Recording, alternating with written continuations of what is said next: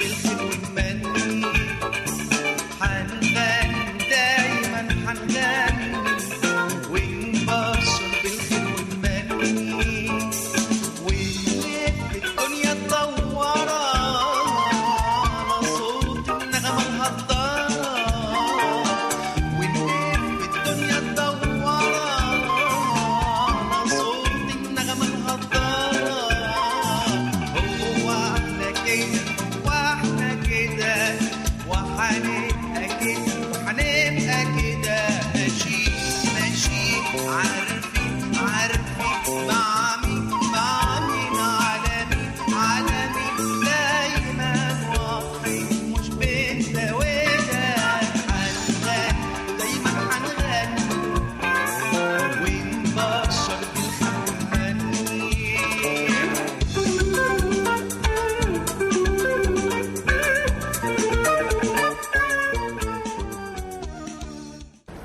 خلخال خطر على القدم كل المحاسن فيه،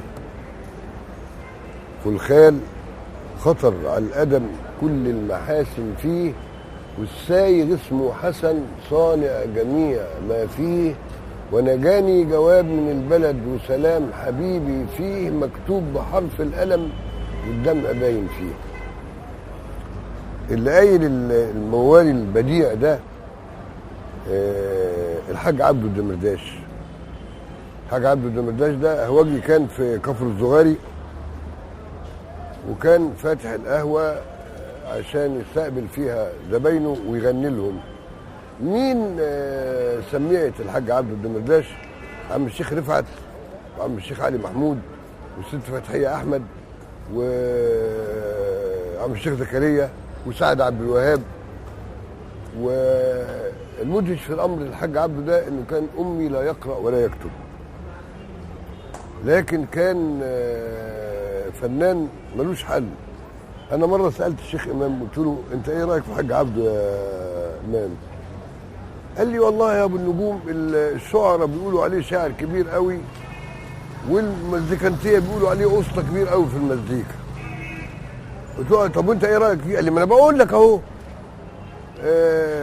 الحاج عبده الدمرداش احنا هناخد مقتطفات كده من شعره، مواويله اللي كان بيرتجلها، وبعدين ناخد لمح كده عن حياته. هو كان بيحب بنات حواء قوي، وكان له تقريبا واحده كل شهر يستهلكها ويقلبها يعني. وبعدين له في حاجه طريفه جدا، انه كان خلص مع واحدة، وبعدين بعد يمكن ما خلص معاها قطع علاقته بيها يمكن باسبوع كده كان في فرح تحت بيتها والحاج عبده بيغني، وهي بقى بدأت تستخدم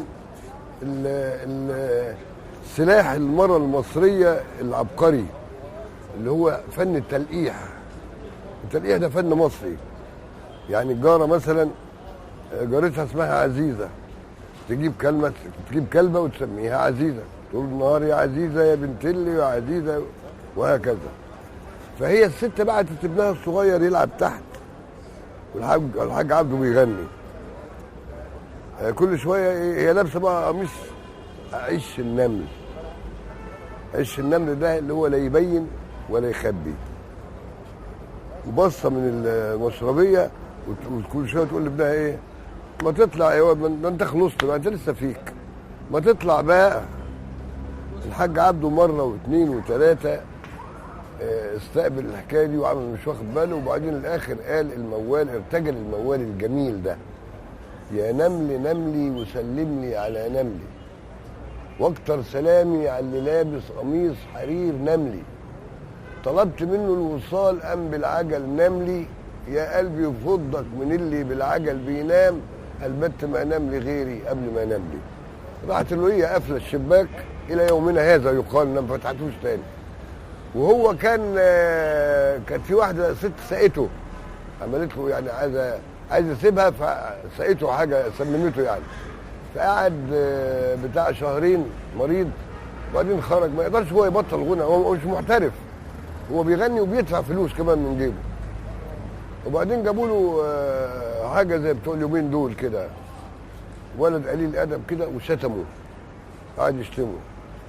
فالحاج عبده قال الموال الجميل التالي ده، قال شيبتني يا زمن وانا ما استحق الشيب، وخدت مني الحبايب ولا اختشيت العيب، القوس مني انحنى فعلا وظهر الشيب، واللحيه طالت وزينها الاله بالشيب، حوشوا الغنم عن عليق الجمل احسن ده يبقى عيب، لو كان جمل في جمل ما كانش بقى عيب، واجود ما في الفتى جيبه، ونلطش الظهر الفقر ما هو شايب. الله يرحمك يا حاج عبد. وله بقى من حاجاته الجميله، يا بدر مشرق جمالك مغرب الارواح، يا بدر مشرق جمالك مغرب الارواح، وجدت في مبسمك ما لم اجد في الراح، الشعر ليل على الجبين الفجر منه لاح، من حسن طبعك وطبع الحسن حبيتك، يا ما جمالات وصدفه خفه الارواح. يا رب جماعه دراماتورجيه بتوع مصر دول حد فيهم يعترف في الحاج عبده الدمرداش، عشان ده يبقى مسلسل عبقري لو كتبوا عن الراجل ده او يعني سلطوا الضوء عليه.